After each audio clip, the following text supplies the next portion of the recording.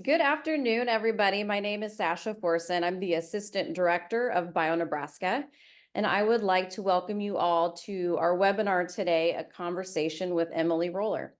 Today's recorded event is hosted by Nebraska Women in STEM, an initiative led by Nebraska Cures and Nebraska.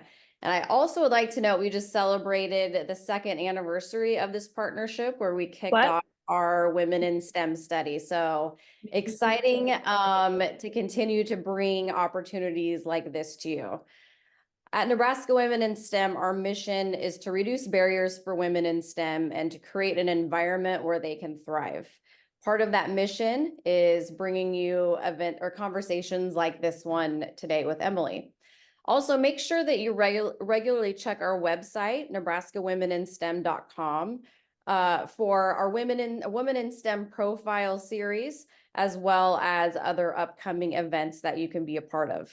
I will now pass things off to my Nebraska Women in STEM colleague and Executive Director of Nebraska Cures, Amanda McGill-Johnson. Hello, everyone, and thank you, Sasha. I am just so excited to have with us today WOWT's Chief Meteorologist, Emily Roehler, to share a little about her career and predicting the weather. She started at Channel 6 back in 2021 and actually started her career in Nebraska. In Kearney, which is really excited. She's gotten to see some different parts of the state, eh? Then she left Nebraska for a while, where she worked in Colorado and then came back to us here in the Omaha area. Emily, I'll go ahead and hand it over to you for the little presentation you put together, and then we will open it up to Q&A. All right, thank you.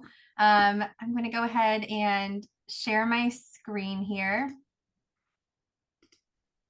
Just a little bit of a brief presentation about what I do and kind of the path I took as far as my education and career.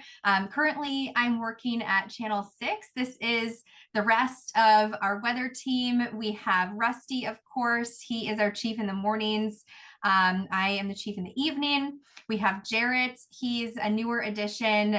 You might see him if you watch in the morning. He does traffic in the morning. He's also a meteorologist, and he does our midday show. Our newest is Jade, and she comes to us out of Missouri. She was in St. Joseph for her first job. So this is her second job. You see her on the 3 o'clock show. And of course, we have our weekend meteorologist, David Keller, and you'll see him peppered in our weekday newscast if he's filling in or maybe doing an interesting story on something going on in the weather. Otherwise, you'll see him both in the mornings and the evenings on the weekend. He has a very busy shift. So a little bit about me. I am originally from Phoenix, Arizona. I grew up there, born and raised. I didn't leave until I went to school. I have a dog. He is 6. He's going on 7 in November, and a cat. She's somewhere between 13 and 15. That's Nyx, and she is a sweetheart. Outside of work, I love to cook, garden, decorate, but I've always been very good at math and science. So that's the career path I ended up going with. As I was going to school, or as I was thinking about going to school, I really wasn't sure what I wanted to do. But I did get a partial academic scholarship to the school where I applied for meteorology. So that's what I decided to try out, and figured if I didn't like it, I could always change my mind. But I liked it and I stuck with it. And so this is kind of my career timeline, what I've done so far.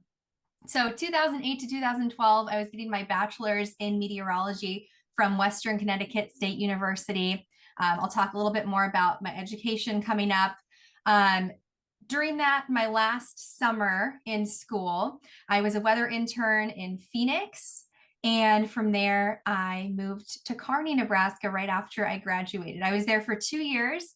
I was at NTV News. I was the weekend meteorologist. I also did a lot of web content during the week. So I was writing for news, writing news articles. I had never written anything newsy before, but I guess they figured it was good enough. So they put it on the website, and I did do a few things on air as far as reporting as well. From there, I moved to Colorado Springs, and I stayed there for quite a while. I was at KKTV for my first job there. 2014 to 2015, about a year and a half, I was the weekend meteorologist, and then I moved to mornings, and I stayed there at the same station until 2018. I went up to Weather Nation in Denver briefly, and then an opportunity to do weekday evenings back in Colorado Springs came up. Actually, two opportunities did. And so I had my choice of that. And I went to the Fox station there, and I was there for a few years until 2021, weekday evenings. So the same shift that I have now. In 2021, I moved to Omaha, and I'm doing what I do now, where I am the chief meteorologist in the evening here at Channel 6. So I'm really liking Omaha. It was a surprise to me to move back to Nebraska. I did not think that I was going to move back to Nebraska after working in Kearney. But when I came down for my interview, I was like, oh, Omaha is really nice. There's a lot to do here. It's a little different than Kearney, which was just a little bit on the small side for my taste. So I do enjoy Omaha. There's a lot to do here. It's a great city. So a little bit about my education. I have a bachelor's in science in meteorology. I received a partial academic scholarship to Western Connecticut State University, and that helped me make my decision in what I wanted to do. When I was applying for colleges initially, I applied to several different schools, all on the East Coast. I really wanted to go somewhere different. I had grown up in Phoenix and lived there all my life, so I really wanted to experience something else. And I applied to pre-med, pre-pharmacy, even in a mathematics major at different schools. And I got in everywhere and wasn't sure what I wanted to do. And then this helped me make my decision, and I ended up really liking it. The main focus when you're doing a degree in meteorology is actually math. I was only one course shy of getting a math minor, but I was very busy. I was also in the honors program, which also adds in additional courses. So I didn't end up pursuing a minor in math. I was just way too busy, and I thought it was probably going to take a hit on my GPA, which my scholarship was GPA dependent. So that was a little bit more important to me than getting that minor.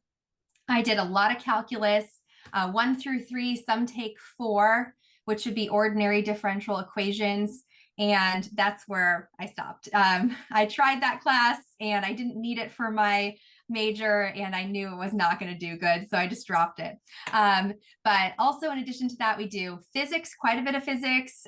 You do 2 semesters of that, and another physics course, physics of fluids, which the atmosphere is a fluid. So we're talking about the air, how everything works in the atmosphere. And of course, there are meteorology courses as well, but fewer courses in meteorology than there are in other aspects of like math and science.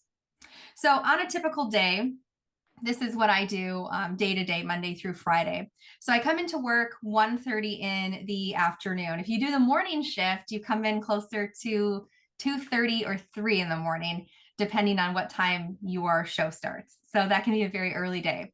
But I do the evenings, so I'm in at 1:30 in the afternoon. It's a very full day. I think a lot of people see us doing the news and they assume we're very busy during showtime, and that's about it. But there is a lot that we do outside of that that actually keeps us much busier. So once the shows start, I'm kind of in my least busy time of day. So I come into work, do a quick checkup on the weather models and any minor changes to the forecast, just real brief, so that I can give a briefing in our news meeting, and that's at about 1:45. 2 o'clock, I'm done with the meeting. This is where we do a little bit more in-depth forecasting. I talked about Jade. I work with her in the afternoon and make the forecast with her. And we get that all set for our shows, which I start at 4 and then she starts at 3. So while she's getting everything ready for her 3 o'clock newscast, I get myself ready for my shows, do hair and makeup there at the station. We all do it ourselves. We don't have any special people for that. And by about 3 o'clock, I'm starting to get my stuff ready in the weather computer for my shows. So all the graphics that you see, we put that together ourselves. We sometimes make special graphics if we have an event going on, or if there's something notable in the weather that we want to put a focus on. we'll make special graphics for that. Otherwise, it's just kind of updating our hourly forecast, making sure the temperatures and the rain chances are right, things like that. And then at 4 o'clock, our 4 o'clock show begins. I have 4 main weather hits in that, plus a tease. Then we go straight into the 5 o'clock show, 2 more main weather hits, and then a final weather. Once our 5 o'clock show is done, things start to slow down a little bit, but we do have things we do in between. I have to record a couple of things that air on a sub channel. Then we record teases for the 10 o'clock show. At 6:30 p.m., our next newscast starts. So before that, I will work on writing our web article for the forecast story if I haven't already gotten to that. So at 6:30, we have our next newscast, 2 more weather hits, and then our update at the end of the show. And then I get my break. 7 to 8, once that wraps up, it is much slower for the remainder of the evening, but we still do have things that we need to do on that shift in the evening. So we'll update the weather app. If you have our WOWT weather app, it's free in the App Store. There's my plug if you want to download it. But you will get updates throughout the day, little forecast videos. So that's right about when I'll put out the evening update. After that, we do a live hit for Facebook Live. It's about 5-10 minutes. And that also streams to our app, our news app. And then after that, about 9:15, I start working on any updates I need to do for our 10 o'clock show. After 9 o'clock, we get fresh forecast model data. And so if there's any trends that I was watching that I thought I might need to change something for the 10, I might do that. And 10 o'clock is our last newscast of the day. 10:35 is when my day normally ends. But if you guys have been keeping tabs on the weather lately, it doesn't always end at 10:30. I am sometimes there until 2 in the morning, depending on if we have overnight severe weather. That's the crossover time for me and the morning shift. So if we have overnight severe storms, I will be there very late. How I forecast, I use forecast models. So all of the math, all of the physics that I talked about, it is so we have an understanding of the equations that the forecast models use to get the data and get the forecast numbers that they provide us. So I don't have to use any of it anymore. If you do go into research or maybe into developing forecast models or pursue maybe like a PhD or something like that, you would use those equations maybe more on a daily basis, but just doing what I do, National Weather Service, Meteorologist as well. We don't use these equations ever. We just look at the forecast models and base our forecast off of that. Now, that's not to say we just rip it straight from the models. It's something that we look at. There's several, and we also keep track of the trends, how the models have been forecasting versus what actually happens. And we're able to kind of use all of that and mesh that together to create our forecast on a daily basis. So the forecast models are just a tool to help us make our own forecast, which we do make ourselves every day.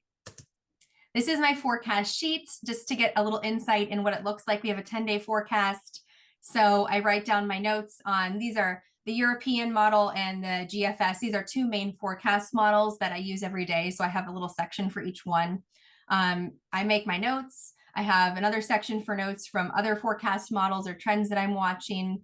And this is something that I leave behind for the next shift. So they also have a little insight into what I was thinking when I made the forecast. So that way, when they come in, they have something to base their process off of. And the shift before me also leaves a note for me coming in. So we kind of use teamwork in that sense. Even though we don't physically see each other on a day-to-day basis, we leave notes for each other so we can have a cohesive forecast and make notes of anything that we think is significant.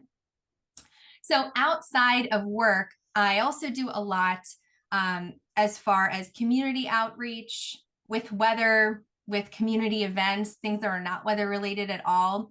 So here on the top left, there's a little picture from a remix event that I did. That was for the Women's Center that there is in town. I hosted that event. That's Taylor Johnson, our weekend anchor. She went with me. I do a lot of events like that throughout the year. I'll do community outreach for weather, for really anything that someone might reach out to me interested in me being involved in. If I have the time, I try and make the time for it. I also do a lot of weather education. So on the top right, that's when I spoke with a group of scouts. So they were getting their weather merit badge. I went out to Iowa and did that with a large group. I do school talks regularly, focusing on weather. So typically our big time frame as far as when we're busy with these school talks is right after winter break. It seems like everyone goes into their kind of weather section, I guess, as far as when they're learning that in school. And so between me and Rusty, we do the most weather talks at the station. I would say we're doing at least 2 or 3 a week. So we are very busy with that. And also on top of that, we do things during station time. So a lot of what I do is during my free time. Everything that I just mentioned is done during my free time, either before my shift or on weekends.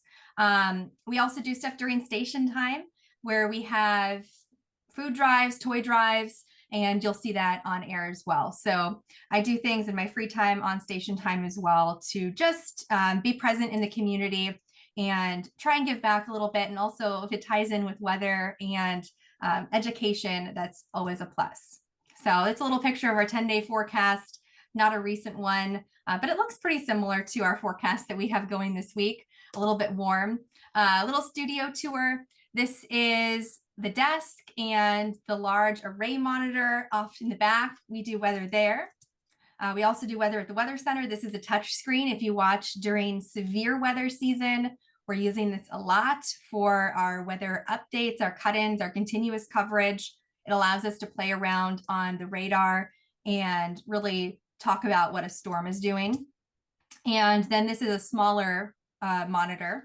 And this is off to the other side of the desk where we also do weather. And you'll notice none of these are green screens. We really don't use the green screen too much anymore. We did at our old station. This is a new station we got, I guess, 2 years ago now. And it does have a green screen, but we never use it. We have these big monitors, which is great. I think they look really nice and they are very easy to use. I don't use a teleprompter, but if you're looking at the cameras from the desk, this is what they look like. And each one does have a teleprompter screen up top for the anchors. So below they can see what's airing. If it's them, a camera shot of them, or if they're in a story or in boxes with a reporter, they can see that. And above that is the teleprompter and it tells them what to say. It has their script. So that's just the end of my little presentation on what I do. I hope it was informative and interesting. But if you guys have any questions, please feel free to ask. Emily, that was terrific. And you covered so many of the things I had questions about and love that you covered your origins as well as like the science of it and the mechanics of what it is to newscast. I had no idea green screens were out and it's all the cool screens. It depends on where you are. Yeah, I had no idea the level of math that goes to the educational level. Like I think of the sciences and the atmosphere and that. No clue. I see one of your pets. It's my dog. I think I'm probably getting a mail delivery. It's terrifying. You said, and first of all, if anybody has any questions, feel free to raise your hand and I can call on you or unmute and we'll get to you in a moment or drop something in the chat real quick. But as a child, you said you always loved math and science. Can you talk a little bit more about that at all or how you knew that?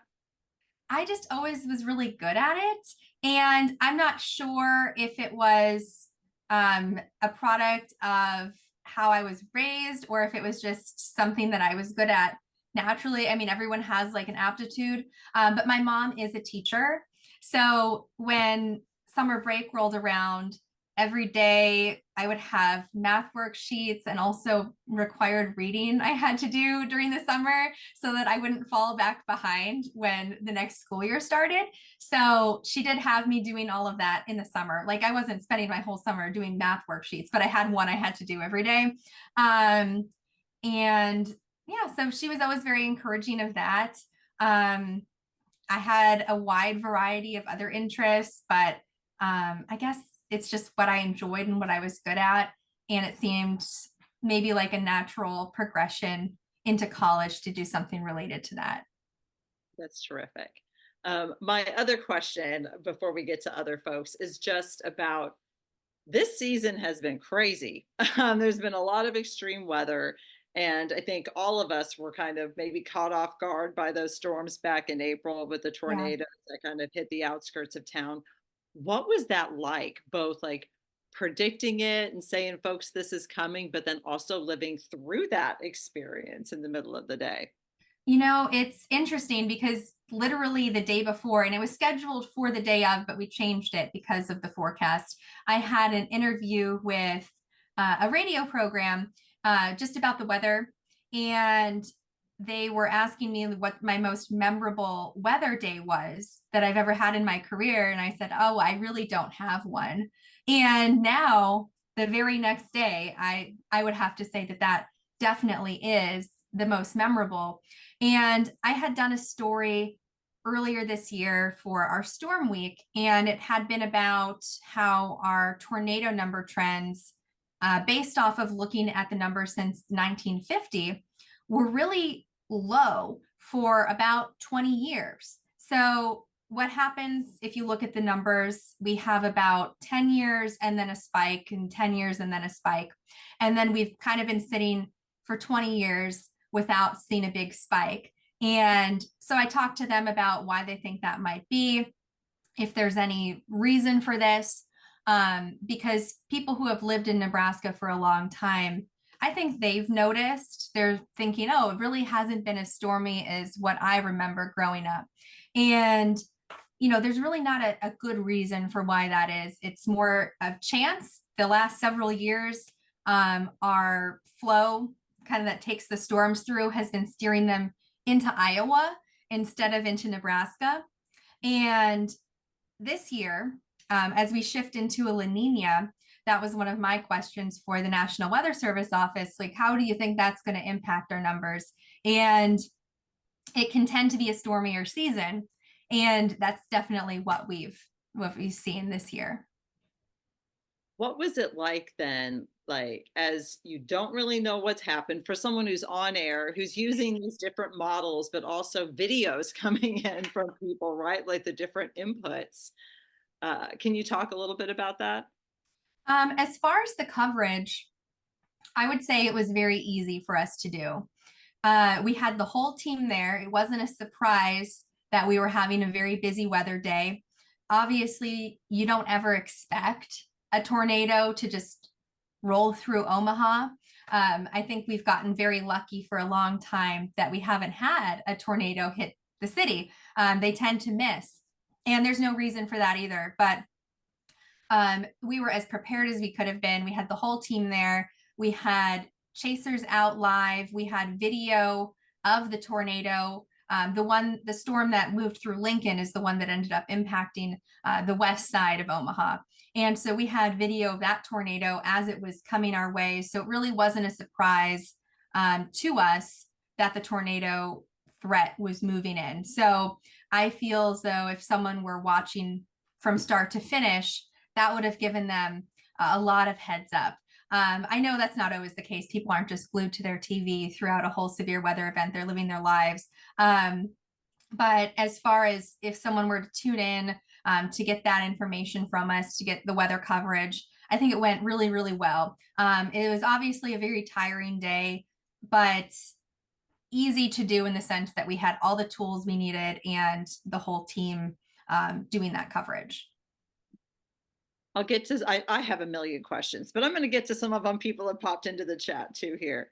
Lauren says, my 11-year-old daughter is very interested in meteorology, especially our recent severe weather. Do you have suggestions for resources for education for her? She is a homeschooled student, so looking for those different opportunities. I would definitely suggest trying to get, I mean, we do school talks all the time. And for homeschool groups, if you can get a group together, that's a great way to do a weather talk. So, although we wouldn't necessarily do something one-on-one, and it doesn't have to be through us, it can be through any station. We would be more than happy to do a weather talk for a homeschool group. You can also reach out to the National Weather Service office. They are all so nice. That's always the case, no matter what office is your local office. Someone there is always happy to talk if she wanted to speak with someone about her interests. As far as resources at home, I would just suggest finding age-appropriate books, weather books that can kind of teach her a little something that's not too complicated, but age appropriate, and maybe continue to kind of grow that interest. All right, next question. How do you balance your identity as a woman, with your identity with your identity as a scientist? Is that an area you struggle with at all since you're in a more public position? Just that balance of life. It's not something that I ever really think about. It's just kind of seems easy in a sense. I don't really find my job as a part of my identity. It's something that I really enjoy, but it's not also my hobby. So a lot of people who are also into weather, who are also meteorologists, it's also their main passion and their hobby and what they do outside of work as well. For me, it's something I enjoy and something that I think I do well. But when I'm not working, I'm not doing the weather, and I'm not necessarily keeping tabs on it either, unless I know we have some sort of big system moving in that I need to watch on my days off. So I kind of check out. I have my hobbies that I do outside of work. I really try and enjoy my free time and have a good work-life balance. That was one of my important things that I looked for when I was looking for my next job, because at some jobs in the past, it was very much expected that, you don't have personal time. And that's not something that I was interested in. So I don't know, I guess just prioritizing my time outside of work. That's something I enjoy doing. Am I remembering on social media that you love food and cooking Yeah. as one of those things? Yeah. I have a YouTube channel. I do right now bi-weekly recipes because storm season has been so busy. But I would like to get back to weekly, hopefully, when things go back down. That's something I enjoy doing. That's really cool. Another question from Danielle. What sparked your interest in this as your career field, which you touched on a little bit, but maybe we dive into that more, and those other STEM fields you were considering. And then maybe my addition is, why choosing on-air forecasting, I suppose, as opposed to a different way to use that meteorology knowledge? So I wasn't necessarily more interested in one thing or another when I was looking at my degree. I really was very conflicted on what I wanted to do. If I wanted to do more, mainly between medical and meteorology. And so just kind of trying it out because I got that partial scholarship really, I guess, sparked it for me. And I did enjoy it. Once I started taking the classes and learning a little bit more, it was something that I really enjoyed. As far as why I wanted to do on air, I get really bored if I don't have some kind of creative outlet. And I feel like I do have that in a sense, presenting the forecast on air, because I have a little bit of creative liberty as far as how I'm going to present that, what graphics I'm going to use. And I really enjoy, putting those together and building new graphics and getting creative. One of our challenges at our new studio, I didn't show a picture of this, but we have, you might see me at it sometimes, it's 3 vertical monitors, and it was building graphics to fit that. So I was able to create a whole bunch of graphics and a template for building those so that we could utilize that space. So, it just gives me a bit more creativity. And I have visited the National Weather Service offices, and they're fantastic and great at what they do. But I think I would be bored doing that job. It's very much, you sit there and you work. Well, having strong science communicators is so important in a world that is so reliant on science, right? And meteorologists are maybe one of the few science communicators we see on a day-to-day Yeah. basis. So I can appreciate being driven towards that and the impact you can also have through that kind of work. Another question from Laura, and can't wait to hear more about this. So she says, I've heard a lot of mixed information on this, but what does like 60% chance of rain actually mean? Is that based on predictive models? How far does that data go back to support those models? So digging into that. So what it actually means versus how we communicate it are two different things, because I don't think that people at home know what it means or should be expected to know. So a 60% chance of rain is a combination, or really any percent chance of rain is a combination of both the forecaster's certainty and the percent area of the forecast area that's going to get rain. So if you think of Omaha as the forecast area, and we were to say, okay, 100% of Omaha is going to get rain, but we're only 50% sure, then we would have a 50% chance of rain. That's what that means. And you could do that with any combination of those two percentages. You just combine that. And I don't think that anyone would know that. So when we say, oh, a 20% chance of rain, and I've worked at stations where we don't use percentages because of how confusing it is.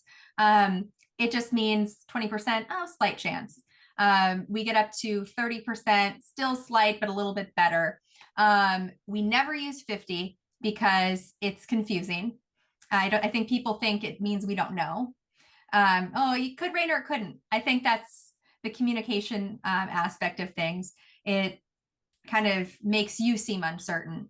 And then once we get up to like 60, 70, 80, 90, 100, it's just an increasing chance of, our certainty, a level of our certainty that it's going to rain. So when we use those percentages, we're just trying to communicate, is it a good chance or a low chance? But in some places that I've worked, we've said a spotty shower chance, we don't put a percent.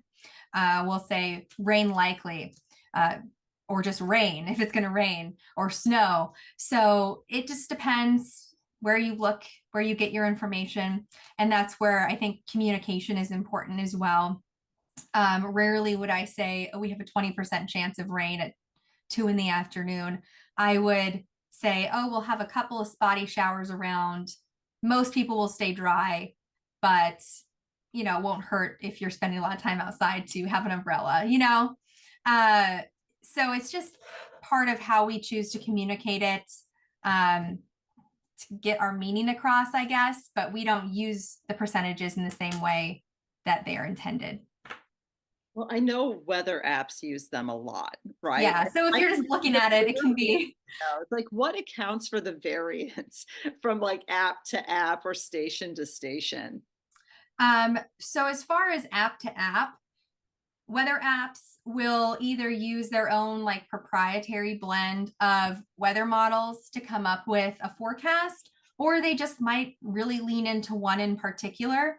So I don't recommend using just a generic app because there's very little, if any, human intervention in that forecast. So it can be pretty good if you're looking at it maybe for that day or the next few hours. But if you're looking at it to plan your week and you're not going to check it again, I would say don't even bother checking. It's probably not going to be very good. But as far as what creates the differences when you're looking at station to station, we all make our own forecasts. And so I think we might have our own take on how things are going to play out. Some stations may not have the same level of teamwork. I know that there are some stations, I'm not sure in Omaha, where the chief is very much the only person that makes the forecast and no one can change it. So there's not as much maybe kind of talking back and forth and communication on other people's thought process in making that forecast. And I think that that can sometimes be a detriment depending on who's on your team. So it just depends on who's making the forecast, I guess. How much flack do you get for being a meteorologist from like the people who are like, they never get it right? It's always the same joke. And I've heard it so many times that I just don't even notice anymore. I just kind of laugh and go, yeah. Bet you wish you had the same job. I mean, it's unpredictable, right? I mean, it's predictable, but also unpredictable. But I think it's better just to laugh along than to get defensive, because I don't think anyone ever means it in a mean way. And if they do, I mean, I'm not going to get into it with them. So yeah, y'all doing the best you can. Yeah. Any other questions? Sasha, yeah. Yeah. Emily, question. So you mentioned no use of green screen at the news station. I think all of us, at least if we know something about the news, we know that so often, meteorologists have stood up there to a blank thing and we're like, whoa, but we can see it on our TV. How amazing. But what other, since even probably in school, have there been any really big technological changes or changes in methodologies or even changes in how you conduct the news? I mean, what are there any big things that you've seen on your end throughout your career so far? Yeah, so in weather, there has been a huge change since I got my degree. And this was kind of right when I graduated. All of the radars in the country finally in 2012 were updated and are now dual pole radars. So what that means is instead of just a radar beam in one direction, it's in two. And so it gives us a better idea of exactly what's inside of a thunderstorm or whatever inside of a cloud. Is it rain, snow, sleet, hail? And it can also detect debris. So we can see if it's picking up debris and can confirm a tornado on radar. So that's one big thing that's changed as far as weather technology. But in the studio, when I first started out, we had camera operators, and there was a man who would physically move the camera and, be the floor director, tell you where to stand. And now that is very rare to see. Most studios are fully automated, and ours is one of those. Interesting. Thank you very much. Mm-hmm. Are there any other questions for Emily before we wrap up?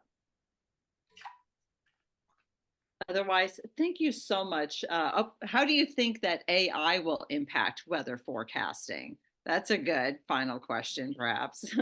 I think it's going to be the same as weather apps. It may do a decent job at doing some short-term forecasts. I don't think it can completely replace people. It's just something that you need to have an actual person with expertise there for when we're talking about severe weather. And that can be when we're doing tornado coverage, severe thunderstorm coverage, or even when meteorologists in California are dealing with, that extreme weather, flooding and wildfires that they get there.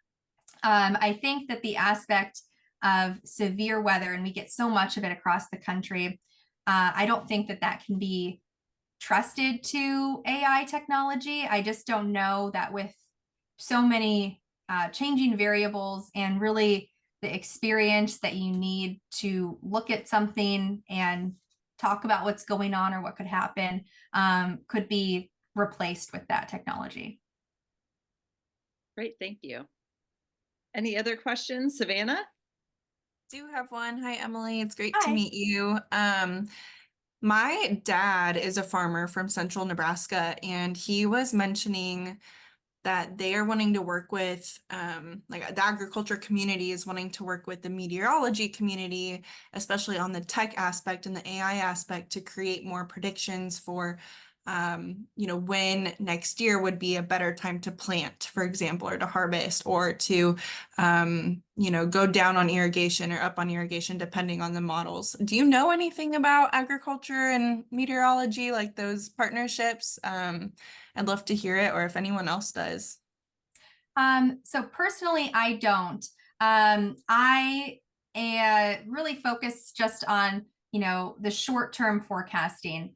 And when you're getting more into ag, you have to be more of a climatologist, and that is a different field. It's very similar. You can branch out into it, but it's not something that I have a ton of experience with. However, when I was in Colorado Springs, my chief meteorologist at my first station there, Brian Bledsoe, he does a lot as far as ag forecasting. He has a podcast for it, I believe, and he also does a lot of conferences. So Brian Bledsoe, that would be a good person to reach out to, and he's at KKTV. And I think he does it throughout Colorado and adjacent regions, so central Nebraska included.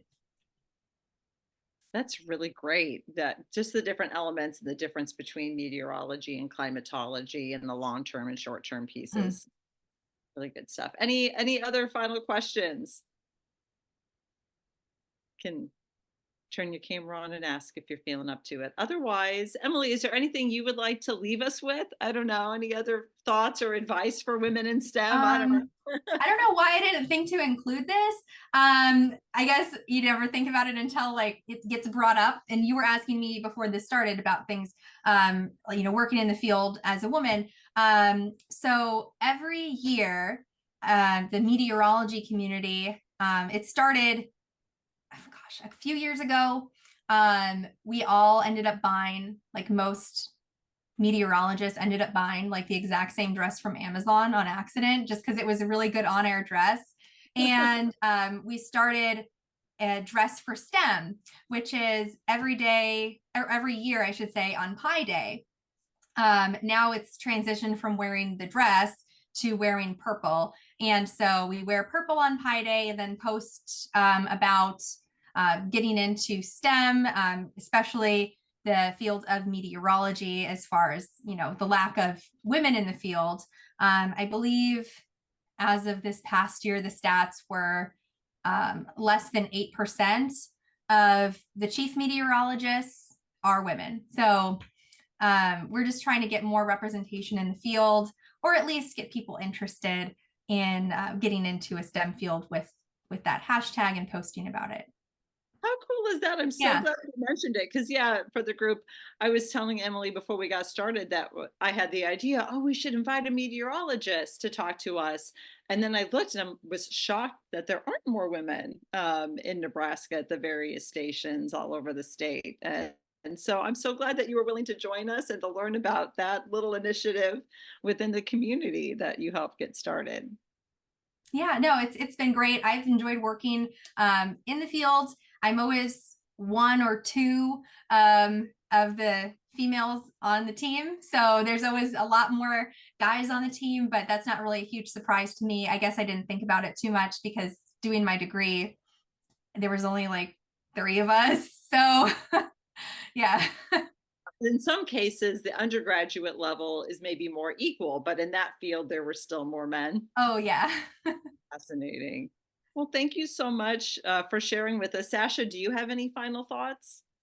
No, just thank you very much for the great conversation. Appreciate you very much. Yeah, thanks for having me. I am going to drop a survey in the chat for folks watching this live or watching a recording of this, and have the link just to give us some feedback on this event, what you'd like to see next. We're planning a webinar for September on building your personal board of directors. We're bringing Katie Brandert back. She spoke at our first conference and that was a popular session. So look for a date on that very soon. Otherwise, have a great week. Take care.